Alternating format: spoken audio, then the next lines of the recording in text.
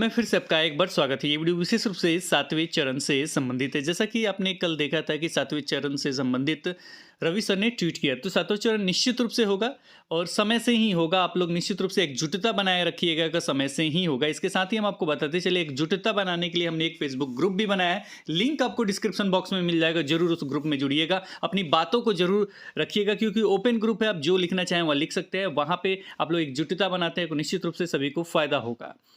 इसके साथ ही आप बताते चले कि आज हम जो चर्चा करने वाले हैं वो डॉक्यूमेंट से संबंधित है। इस वीडियो में हम चर्चा करेंगे कि कौन से आवश्यक डॉक्यूमेंट आपके पास होना चाहिए, साथ में जो काउंसलिंग प्रक्रिया भी हो रहा है, कौन सा फॉर्मेट वो यूज कर रहे हैं, क्या क्या वो चेक कर रहे हैं, इसके बारे में पूर्ण रूप से चर्चा करेंगे। तो सबसे पहले चर्चा है कि कौन कौन से आपके आवश्यक डॉक्यूमेंट हैं। डॉक्यूमेंट में ये भी मैं क्लियर कर दूं कि नोटिफिकेशन जब आएगा तो उस समय तक ये सारे डॉक्यूमेंट आपके पास होने चाहिए। अगर इसमें से कोई भी डॉक्यूमेंट आपके पास नहीं रहता है तो आप एलिजिबल नहीं है, यानी उसके बाद आता है या कुछ और होता है तो दिक्कत हो जाएगा।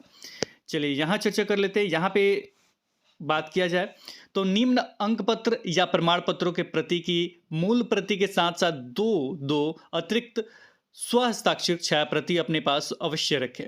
अब यहाँ पे स्वहस्ताक्षरित क्यों हमने लिखा है? हस्ताक्षरित मतलब क्या होता है? कोई भी मान लीजिए कि मैट्रिक का आपने लिया, माध्यमिक का आपने लिया, उसका फोटोकॉपी कराया आपने। फोटोकॉपी कराने के बाद नीचे में क्या करेंगे? स्व अभिप्रमाणित लिख के अपना सिग्नेचर कर देंगे, तो ये होता है स्व हस्ताक्षरित या स्व अभिप्रमाणित। तो ये करके 2 कॉपी जरूर रख लीजिएगा। इसके साथ ही आपको ये भी बताते चले कि आप लोग बेस पूरा बनाइएगा कि ऑनलाइन हो, और निश्चित रूप से ऑनलाइन ही होना चाहिए। इसके लिए जो करना पड़े सारा कीजिएगा, लेकिन ऑनलाइन ही होना चाहिए। चाहे कुछ भी हो जाए, ऑनलाइन रहेगा तो सेंट्रलाइज तरीके से होगा। जो भागदौड़ है, जो कागज़ की बर्बादी है, वो नहीं होगा। संजय सर ने इसके पक्ष में भी ट्वीट वगैरह किए हैं, तो निश्चित रूप से ऑनलाइन ही होगा। चलिए हम बात कर लेते हैं डॉक्यूमेंट के बारे में। तो अंक पत्र या प्रमाण पत्र से संबंधित विवरण निम्नवत है। यहाँ 1 नंबर में है माध्यमिक यानी मैट्रिक यानी 10th परीक्षा का अंक पत्र एवं प्रमाण पत्र। यहाँ अंक पत्र और प्रमाण पत्र 2 शब्द हैं, दोनों अलग अलग हैं। अंक पत्र मीन्स हो गया आपका मार्कशीट, मतलब जिसमें आपके मार्क्स लिखे हुए हों। जैसे में अगर आप वैसा 10th का मार्कशीट लेते हैं जिसमें हिंदी में 80, अंग्रेजी में 70, ये सारे विवरण रहते हैं, उसका मतलब ये अंक पत्र है। प्रमाण पत्र क्या हुआ, जिसे आप सर्टिफिकेट कह सकते हैं, वो क्या हुआ? तो वो होता है जिसमें आपको लिखा हुआ केवल ये विवरण रहता है कि आप प्रथम श्रेणी से पास हैं, द्वितीय श्रेणी से पास है या तृतीय श्रेणी से पास है। वो विवरण उसमें लिखा हुआ रहता है आपके नाम और पिताजी के नाम के साथ। ये आपके पास होना चाहिए, दोनों होना चाहिए, क्योंकि बीच में जो शब्द जोड़ा गया है एवं शब्द से जोड़ा गया है, ये दोनों होने चाहिए। कुछ अभ्यर्थी यहाँ पे कहेंगे कि मेरे पास सर प्रमाण पत्र तो है ही नहीं क्योंकि स्कूल से नहीं मिला, फिर जाके आप निकलवा लीजिए, बहुत ज़रूरी है। अगर आपके पास अगर नहीं है तो अगर मान लीजिए अभी आपने इंटर किया और सीटेट पास हो गए और अभी अप्लाई करने जा रहे हैं, तो वो अभी नहीं मिलता है, 1-2 साल पे मिलता है, तो आप क्या करेंगे? तो इसके लिए प्रोविजनल वगैरह मिलता है, उसके विवरण हमने नीचे लिखे हुए हैं कि क्या उसके बारे में हो सकता है। फिलहाल हमने आपको बता दिया कि 10th का आपका अंक पत्र प्रमाण पत्र लगेगा। इसी तरह इंटर का भी अंक पत्र और प्रमाण पत्र लगेगा। इंटर यानी उच्च माध्यमिक, इंटरमीडिएट या 12वीं। इसके साथ ही स्नातक का अंक पत्र एवं प्रमाण पत्र लगेगा, जिसकी नियुक्ति स्नातक के आधार पर हो रही है। जैसे 6 to 8 में जाएंगे तो स्नातक के आधार पे आपका होगा, 9 to 10th में अगर आप जाएंगे एक स्नातक के आधार पे होगा। तो आपके पास इन दोनों का अंक पत्र एवं प्रमाण पत्र होना चाहिए। इसके अतिरिक्त अगर 11-12 में शिक्षक बनते हैं तो वो मास्टर लेवल का होता है, जो भी MSc वगैरह आपने किया है उसका भी अंक पत्र एवं प्रमाण पत्र होने चाहिए। इसके अतिरिक्त प्रशिक्षण का अंक पत्र एवं प्रमाण पत्र होने चाहिए। प्रशिक्षण हो गया यानी जो भी आपने बीएड या डीएलएड किया है उसका भी अंक पत्र एवं प्रमाण पत्र होना चाहिए। इसके अतिरिक्त जो भी आपने शिक्षक पात्रता परीक्षा पास किया है उसका अंक पत्र इसमें मांगा गया था, तो वो भी विवरण आपके पास होने चाहिए। और ये ऑफिशियल लेटर से लिया गया है, तो इसमें ध्यान रखिएगा कि ऑफिशियल लेटर इसका जारी है और इसी तरीके से लिया भी जाएगा। तो शिक्षक पात्रता परीक्षा यानी 1 to 5 हैं तो 1 to 5 का लिया जाएगा। 6 to 8 पास हैं और 6 to 8 में शिक्षक बनना चाहते हैं वो लिया जाएगा। इसके अतिरिक्त 11-12 में शिक्षक बनना चाहते हैं तो 11th-12th किया लिया जाएगा। अगर 9th-10th में बनना चाहते हैं तो उसका शिक्षक पात्रता परीक्षा का अंक पत्र एवं प्रमाण पत्र लिया जाएगा।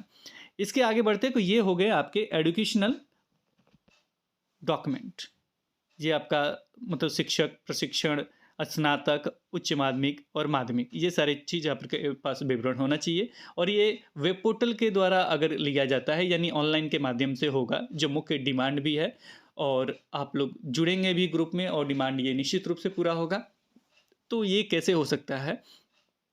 तो इसके लिए वेब पोर्टल पे आपको अपलोड करने का ऑप्शन दिया जाएगा। इसीलिए हम कह रहे हैं कि इसका टेस्ट वगैरह तेज़ी से हो, सारे कार्य तेज़ी से हो तो अच्छे रहेंगे। तो इसके लिए वेब पोर्टल पे क्या किया जा सकता है? तो वेब पोर्टल में आपको स्टार्टिंग से ही दिया जाएगा। ये हो गया 10th, इसके बाद आपका 12th, इसके बाद आपका स्नातक लगता है तो वो, और इसमें जो अपलोड करने का ऑप्शन होगा, ये अपलोड होगा तभी ये लिया जाएगा, ये भी अपलोड होगा तभी ये आगे प्रोसेस होगा। इस पे आपका जैसे हम 6 to 8 चूज करेंगे, 9 to 10th चूज करेंगे, 11th-12th चूज करेंगे तो इसके लिए ये हाईलाइट हो जाएगा। इसके अतिरिक्त आपका एक और आ जाएगा, अगर 11th-12th चूज करते हैं MSc वगैरह, तो इसमें भी क्या करेंगे, इसको टिक करेंगे, मतलब अपलोड करेंगे। टिक क्या करेंगे, इसमें क्लिक करके अपलोड करेंगे। तो ये सारे डॉक्यूमेंट इस तरीके से सीरियल, जैसे आप अभी ऑफलाइन में यूज कर रहे हैं कि एक डॉक्यूमेंट हमने लगाया, फिर उसके जैसे अगर ऑफलाइन में ये यूज करना है तो कैसे लगा हुआ होगा, तो सबसे पहले अंक पत्र आपका लगा होगा मैट्रिक का, उसके नीचे आपका उसका सर्टिफिकेट, फिर इंटर का उसके नीचे, फिर उसके नीचे उसका प्रमाण पत्र, इस तरीके से सीरियल से सजा हुआ उसी तरीके से ऑनलाइन वेब पोर्टल पे अपलोड होगा। इसके बाद अगर आरक्षित कोटि की अभ्यर्थी हैं आप, तो इसके लिए जाति प्रमाण पत्र, जनरल के लिए कोई भी जाति प्रमाण पत्र नहीं लगता है। अन्य जो कैटेगरी हैं जैसे OBC वगैरह हैं, उनके लिए जाति प्रमाण पत्र लगेगा। इसके अतिरिक्त आरक्षित कोटि के अभ्यर्थी के लिए अवश्य प्रमाण पत्र, अगर आरक्षित कोटि के हैं तो आपको आवासीय प्रमाण पत्र जरूर देना होगा। और इसके साथ ही बताते चलें, यहाँ डोमिसाइल लागू हो जाएगा तो सभी के लिए आपको अवश्य प्रमाण पत्र देना होगा, क्योंकि आप बिहार के निवासी हो जाएंगे तो यहाँ मतलब प्रूफ आपको देना होगा। इसके साथ ही एक और चीज़ हम जोड़ना चाहते हैं। अगर देखिए बहुत सारे अभ्यर्थी ऐसे कहना है कि सर आवासीय यहाँ का बन जाता है, तो इसके साथ आप वोटर ID वगैरह का प्लस पॉइंट अगर आप अपने जब भी मतलब मिलने जाएं तो वहाँ वोटर ID वगैरह का ये कर दिया जाए कि वो भी मांगा जाए, तो निश्चित रूप से एक प्रॉब्लम खड़ा हो जाएगा उन अभ्यर्थियों के लिए जो गलती से या जाली ये अवश्य वगैरह बना के प्रवेश कर जाते हैं बिहार शिक्षक बहाली में, वो बाहर होंगे। तो इस पर भी विशेष ध्यान दीजिएगा कि इस तरह का मतलब प्रोसेस बनना चाहिए, ताकि जो भी अभ्यर्थी बिहार के हैं, अगर अवश्य लग रहा है कि बिहार के हैं, तो वो पूरा अच्छे तरीके से वेरीफाई होके यूज हो। इसके बाद आय प्रमाण पत्र, जो पिछड़ी जाति एवं अत्यंत पिछड़ी जाति के लिए है। इसके साथ ही हम आपको बताते चले कि इनके लिए एक और डिमांड होता है, एक और डॉक्यूमेंट का डिमांड होता है, नॉन क्रीमी लेयर और का उसका सर्टिफिकेट जो होता है उसे भी ज़रूर बनवाना होगा। और मतलब ये जो डॉक्यूमेंट होगा ये मार्च के बाद ज़रूर बनवा लीजिएगा। और इसके बाद है आपका स्वतंत्रता सेनानी के उत्तराधिकारी होने का प्रमाण पत्र, जिन पर लागू हो, जो स्वतंत्रता सेनानी में मतलब हैं, तो उनका भी प्रमाण पत्र देना होगा अगर इस कैटेगरी में आप जाते हैं तो। इसके अतिरिक्त दिव्यांगता प्रमाण पत्र, अगर दिव्यांग वगैरह हैं तो वो प्रमाण पत्र आपके पास होना चाहिए। इसके अतिरिक्त EWS संबंधित प्रमाण पत्र, EWS जो प्रमाण पत्र होता है ये फाइनेंशियल ईयर पे डिपेंड करता है, इसलिए ये मार्च के बाद ही बनाइएगा। अगर इस समय ही बनाते हैं तो उससे पहले मुझे नहीं लग रहा है कि मार्च से पहले ये स्टार्ट हो पाएगा, तो मार्च के बाद ही बनवाइएगा तो अच्छा रहेगा, क्योंकि ये EWS जो होता है वो फाइनेंशियल ईयर पे होता है। आय प्रमाण पत्र वगैरह भी फाइनेंशियल ईयर पे डिपेंड होता है। रेस्ट जो है वो 6 मंथ का पुराना आपका निश्चित रूप से चलेगा। तो ये जो आपका जाति हुआ, अवश्य हुआ, ये पुराना भी चल जाता है, लेकिन हम कहेंगे कि आप अप टू डेट रहिएगा तो अच्छा रहेगा, और ये बनाने में आपको कोई परेशानी भी नहीं होता है, तो इस समय भी अप्लाई कर देंगे, कोई दिक्कत नहीं है। तो मुझे जहाँ तक लग रहा है कि आप यहाँ तक ये पूरा समझ गए होंगे। अब EWS केवल जनरल जो होते हैं उन लोगों को एक EWS सर्टिफिकेट वो बना के एक 10% का छूट दिया गया, तो वो लोग बनवा सकते हैं। तो ये सारी चीज़ हो गए जो आप समझ गए होंगे, ये भी सारे अपलोड करने होंगे, तो ये डॉक्यूमेंट आपके पास होने चाहिए अप्लाई डेट से पहले। इसके अतिरिक्त आपको आईडी प्रूफ लगेगा। आईडी में फ़ोटो आईडी प्रूफ लगेगा, यानी जिससे प्रमाण हो सके कि आप वही इंसान हैं, तो फ़ोटो आईडी प्रूफ लगेगा। इसके अतिरिक्त आपका फ़ोटो लगेगा, तो फ़ोटो भी आपके पास होनी चाहिए।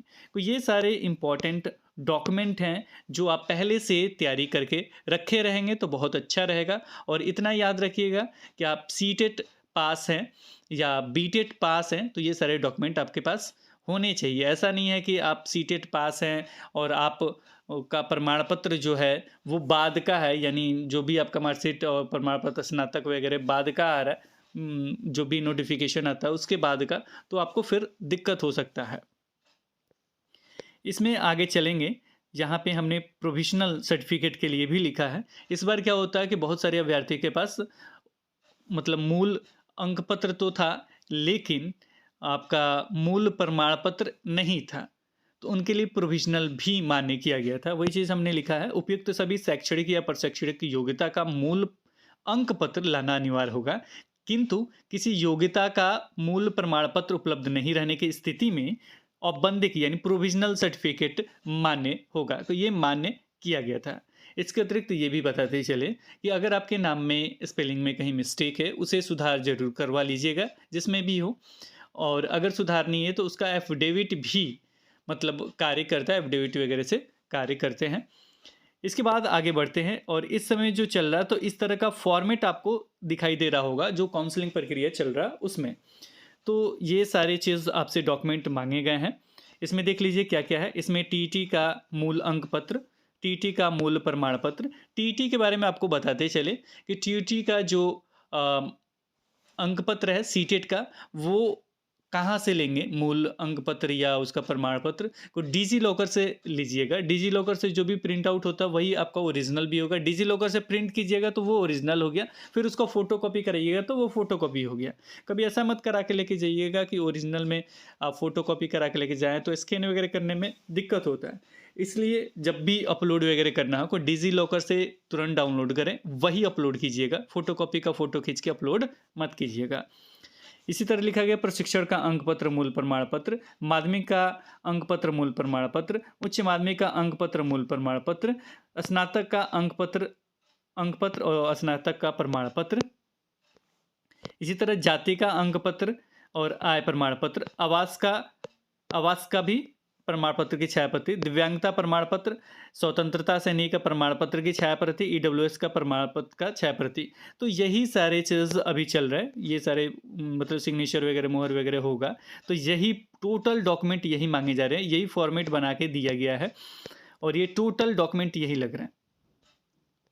अब आप टोटल क्लियर हो गए होंगे कि काउंसलिंग में अभी जो डॉक्यूमेंट लग रहा है वो ये लग रहा है, और इसमें कोई भी एडमिट कार्ड वगैरह का चर्चा नहीं है। इसी तरीके से आपका उस समय भी फॉर्मेट वगैरह दिया जाएगा। उस समय भी काउंसलिंग वगैरह में मुझे नहीं लग रहा कि किसी भी तरह का दिक्कत होगा, और ये सेंट्रलाइज वगैरह होगा तो और फ़ायदेमंद होगा। इसके बाद जो नया जो वीडियो हमारा आने वाला है, ये वीडियो होगा कि और कौन से, एक तो आपका मतलब अंक पे है सीटेट वगैरह में 82 वगैरह 83 वगैरह पे क्या कुछ अपडेट है, तो इस पे एक अलग से वीडियो होगा। इसके अतिरिक्त जो होगा कि अभी आगे के कार्यों के लिए आपको किस तरह का कार्य करना चाहिए, 7वें चरण के लिए क्या क्या कार्य करना चाहिए, क्या क्या डिमांड करना चाहिए, किस तरीके से डिमांड करना चाहिए, किस तरीके से कहाँ क्या करना चाहिए, इस पे हमारा वीडियो जल्द ही आने वाला है। फिलहाल इस वीडियो में इतना ही, फिर मिलेंगे नए वीडियो के साथ। तब तक देखते रहें, बने रहें हिंदी क्लब पे। धन्यवाद, बाय बाय।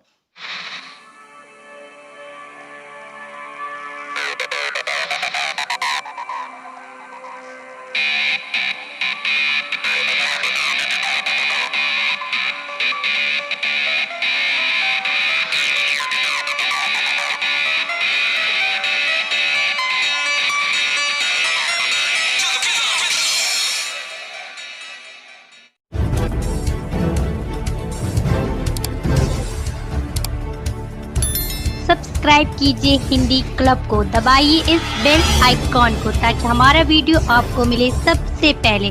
शेयर करें अपने दोस्तों के साथ ताकि वो भी इसका लाभ उठा सके। ये सब बिल्कुल फ्री है।